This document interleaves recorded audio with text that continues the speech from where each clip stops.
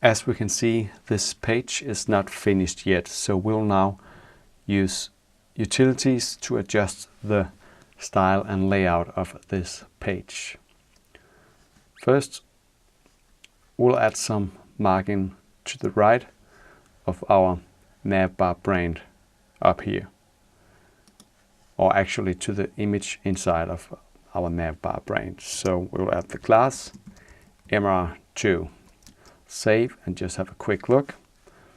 Now we can see that we got some more space up here between the image and the heading. Now we'll add some space to our container element. So we'll add the class MT3 to give margin to the top and MB5 to give a larger margin to the bottom. In our form element, we'll add some margin to the bottom as well, using the class MB5, which is the large margin in the bottom. Let's save this and have a look. Now we can see that we got some more space in the top. For our heading element, we'll center it using the class text center and add some margin in the bottom as well, using the class MB4. For our 4 card components, we want to add some margin to the bottom with the class MB3, and then remove that margin for large devices and up using the class MBLG0. This is only necessary for the first 3, so I'll remove it from the last one again. For our card body,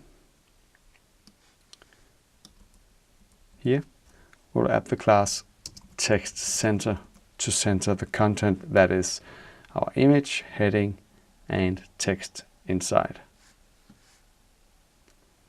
Okay, now we'll scroll down to the horizontal rule and add some margin in the top and bottom using the class MY5. For our H2 heading element, we'll do the same as before and add the classes text center and MB4. And now for these 12 category headings, which I'll just select like this,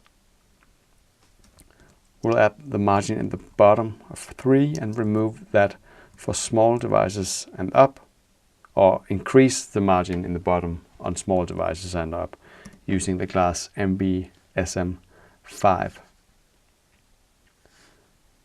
We'll scroll down, and then in our footer, on the container class, we'll add some vertical padding with the size of 3, and for small devices and up, we'll increase this vertical padding using the class PYSM5. We'll also center the content using the class text center. To our image tag, we'll add the classes MB2 to provide some margin in the bottom, and for small devices and up, we'll increase this margin using the class MBSM4. For our paragraph tag, we'll do exactly the same, MB2 and MBSM4. And for our list inline, we'll remove the margin in the bottom using the class MB0. Let's save and have a look. We see that our heading has become centered, and we see that in general we see some nice spacing around all of our elements on the page.